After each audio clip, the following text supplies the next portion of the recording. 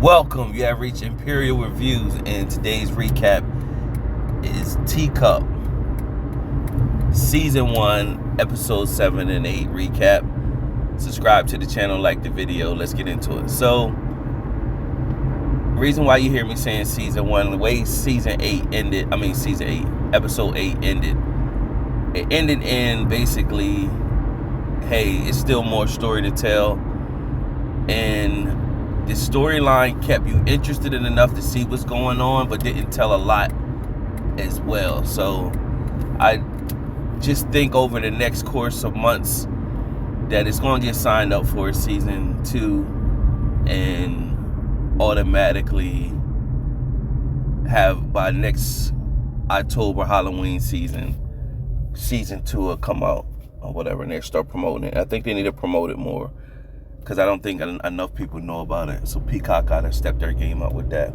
However, this episode 7 kind of really starts with McNabb waking up after he ran off.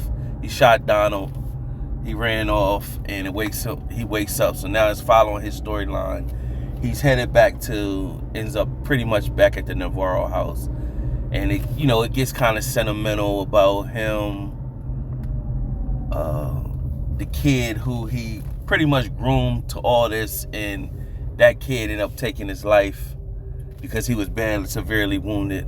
And so it just seen that. But as you see in the previous episodes, he did give that kid that little vial of the poison that would allow him to walk through the blue line. And so he pretty much grabbed that vial. Meanwhile, you have Ruben and Donald, and Ruben pretty much told Donald, basically, you need to follow suit with me. Let me do what I need to do, but just trust me. So Donald, of course, is sketchy on Ruben, and so pretty much they went to the Navarro house, and Ruben's theory is, he remember how that tree pretty much had him on, like, stuck. So he thinking, if I dismantle this tree, get rid of this tree, this'll all be over. So he goes and he has the idea, well, let me burn the tree up. So he burns the tree, but that container that the tree was in, he burns that, but the tree was still standing. So pretty much McNabb, of course, he came out the house pretty much saying, you can't destroy the tree. So, get that part up. So after that, McNabb did give Ruben the vial. So the theory is to use the vial to get close enough to the tree, break a branch off the tree, and even though it's steaming hot, break a branch off the tree, put it in a jar, the tree will dissolve, and then now they have a bunch of liquid for everybody to drink to move forward, to get past the blue line. So that's there. Meanwhile, back at the house, we still, the adults, nobody know who's the assassin. So right off the back, you see Valeria, she's faced to the wall, and she's bent over, and she got a knife in her hand. So Maggie's looking at her automatically like suspect, like, so you automatically looking at her suspect, but then they do something to throw you off. But she looked at suspect right there and basically said, I'm doing this for the kids.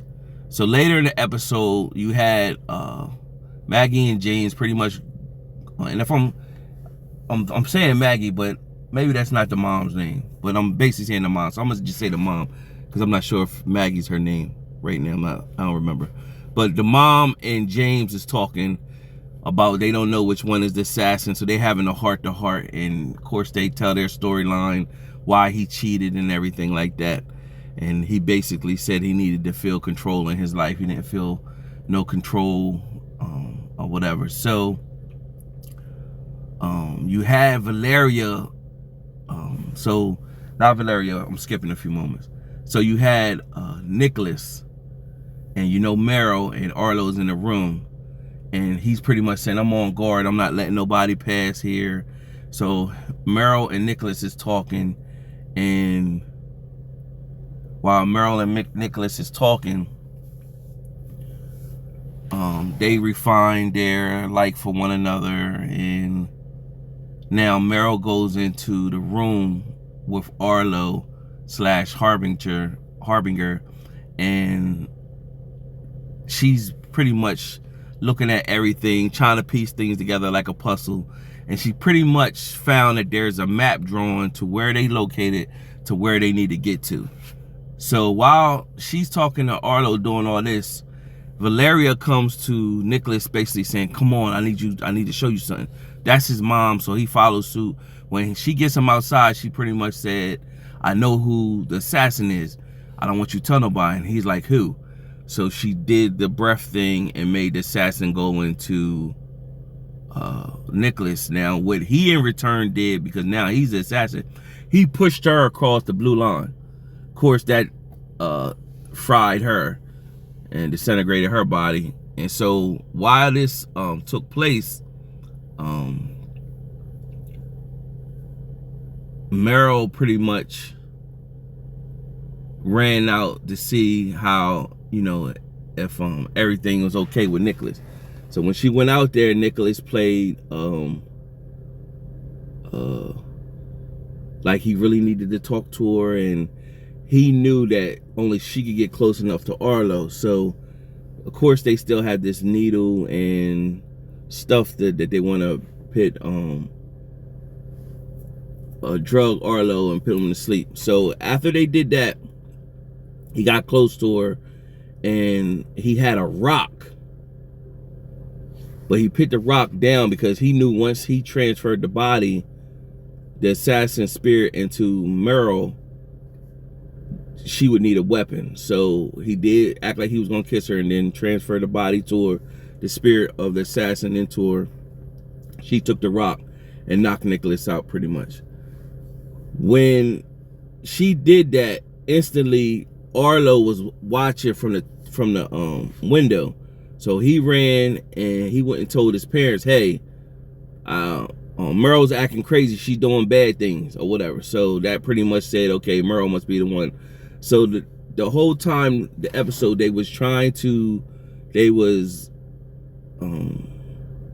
reading up on everything, pretty much saying that the mask protects them from inhaling the spirit assassin into them. Also, what happens is, if you got the person that's an assassin, if you drown them, it will leave. The assassin's spirit will leave them, but they gotta be drowned and you gotta try to revive them. So once it was in Meryl, they held Meryl down. Meryl was fighting like she was a possessed person. They put her in the water and they pretty much drowned her. And while they was drowning her, trying to drown her, she was fighting. Of course, her spirit was fighting. And at one point, James threw the mask off. And so when they threw the mask off, and finally the body died, Meryl's body died, gave up life, they knew the spirit was out. But James had already snatched the mask off. So they drug her out of the water, and then they start doing resuscitation. So it made it look like James left because he wasn't strong enough to watch his daughter fully die, because the mom couldn't revive her at first. And then she kept trying. Eventually, Meryl came back. By this time, the dad had left. And so pretty much the assassin jumped in the dad. And so now you got Ruben,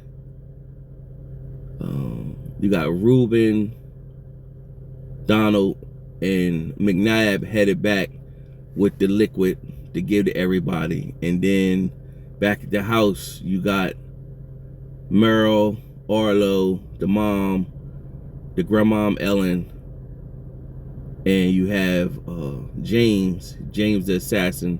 So, they do a little cat and mouse dance. Eventually it gets to the point where it's the mom and a showdown versus the dad. And pretty much the mom is tough as nails, and she kind of did a little struggle with James and somehow maneuvered. He ended up in a deep freezer, and he ended up in a deep freezer, and so she was holding it down, and he had no strength to push that up over her, whatever. So she was pushing it down. Eventually, Ruben came, helped her, and he started adding sacks on top of the deep freezer while the dad was in there. Now, from there, what took place is Merle came in, because Merle like, no, that's dad. He gonna suffocate in there, and he gonna suffocate. So he was pounding at first, but eventually he stopped pounding, and Merle was crying. Basically, she pushed the mom off her and grabbed Arlo, and so now everybody's sitting there sad, like, yo, he just suffocated in there. So now it came the moment of truth. They had the liquid, all these different cups. Everybody was drinking it. McNabb went over the line first. Everybody went over the line one by one. And then it got down to the mom and Ellen, the grandma.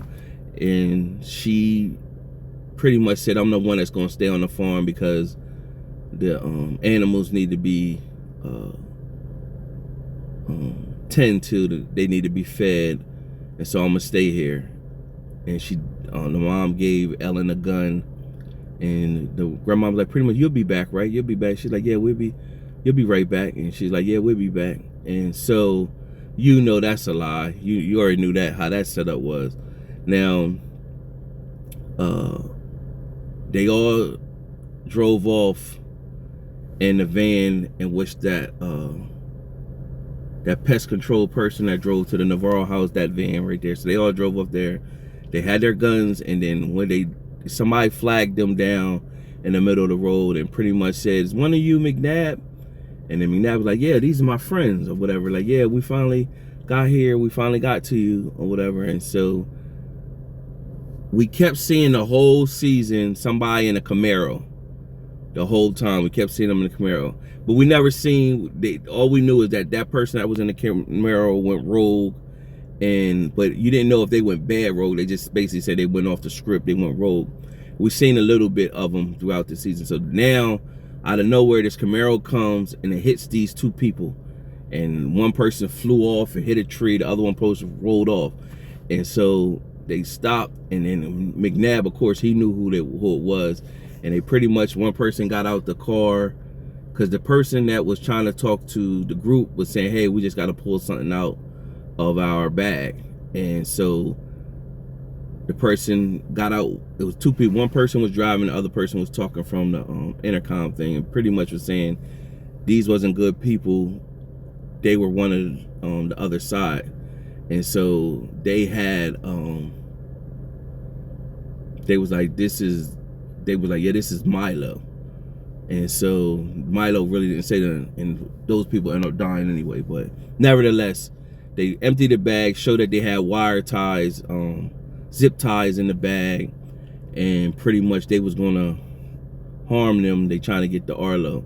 They pretty much was saying, hey, you can either try to do this on your own, or you could get down with us and we could do this together.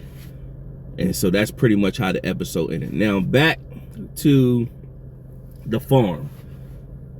The grandmom Ellen. Now we know she was a softie with Olsen, and when Olsen complained that he was hurting, and she went over to him, and he pretty much put the spirit in her.